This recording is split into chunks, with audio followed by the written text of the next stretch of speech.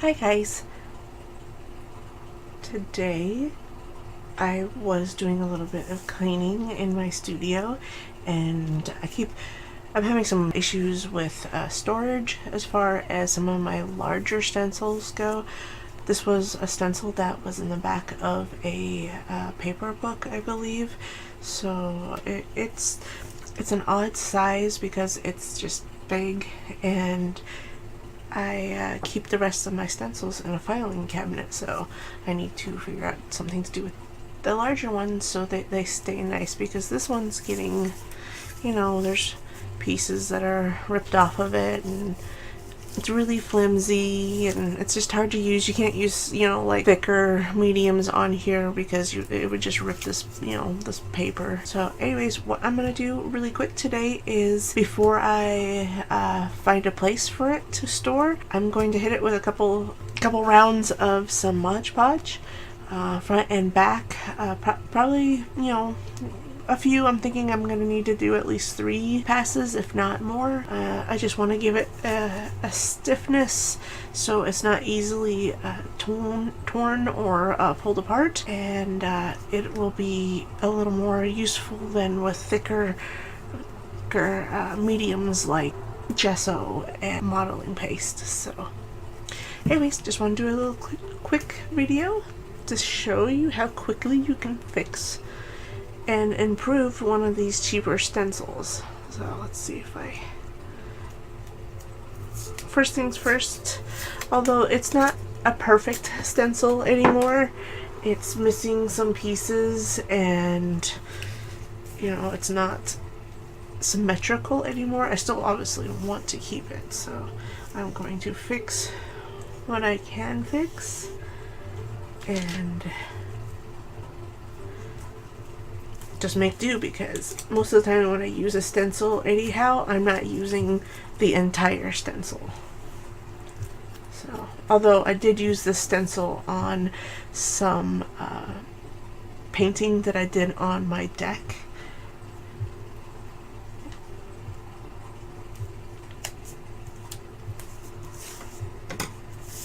so just took some masking tape to put on the little missing piece.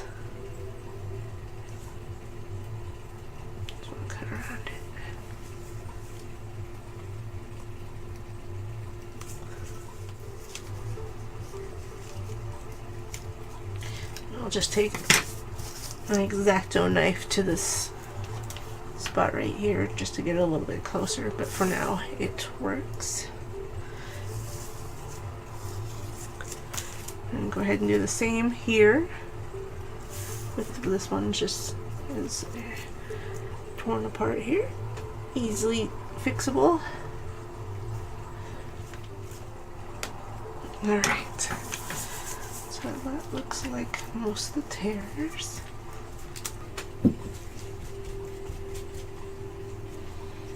Alright, this is just a piece of the backing for some contact paper.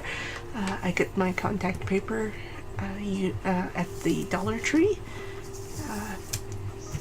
Sometimes I use it to cover my surfaces, and this would just go to waste anyways, so it's a nice non-stick surface. Apply this onto the stencil. It's okay if it's bending up right now, because once the first layer starts to or begins to dry, I will press the stencil so that way it will remain as flat as possible. So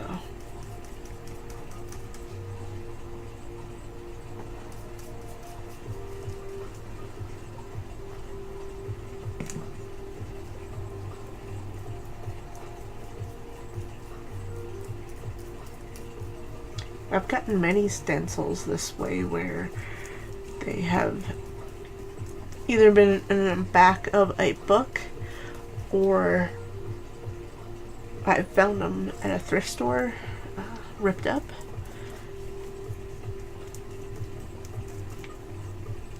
Or just sometimes I think I've gotten a couple of stencils that were just kind of awful stencils. When once I started, you know, doing a little more stenciling, I realized, I was like, oh wow, these tear easily. So I'm trying to buy a little bit higher quality stencils, but this is a good way to preserve one that's flimsy like this one. So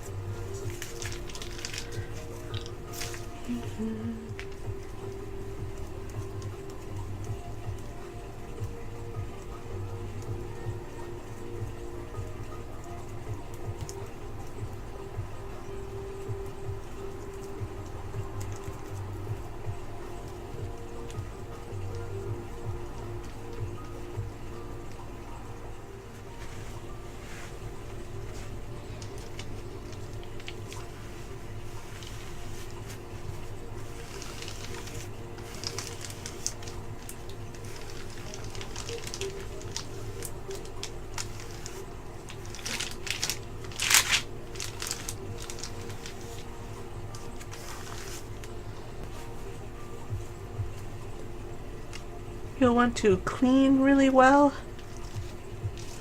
and just kind of keep moving around for the first few minutes so it doesn't adhere to the paper or your desk or whatever else that you don't want it to adhere to.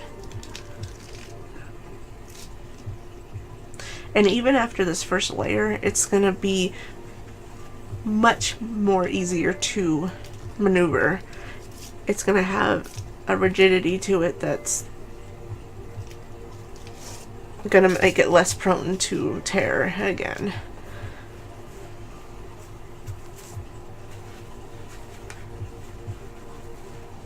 Now there's other ways you could do this to preserve a stencil. Another way that I've done this on a smaller stencil was I taped the back of it with packing tape, and then just use the X-Acto knife and cut the stencil out, and then it was you know, a much nicer stencil to use. You could laminate it, and that's pretty much the same thing. You could use an aerosol, like polyurethane.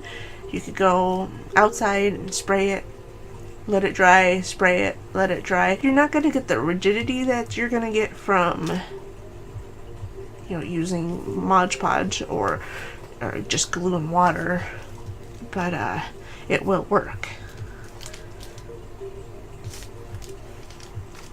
I'm going to let this dry and then do the same thing on the other side. So I will be back once that is done.